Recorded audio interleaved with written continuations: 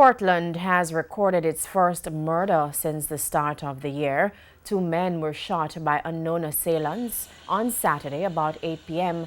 at Alden Windsor Castle. Reports from the police are that a group of persons at a shop were shot up by a lone gunman.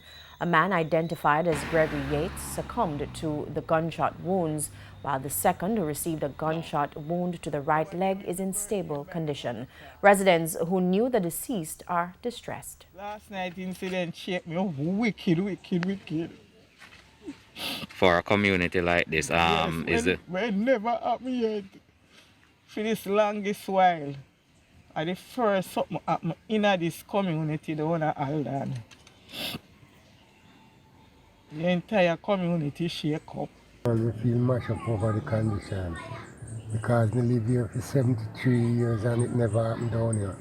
And the first something like this happened in the lane.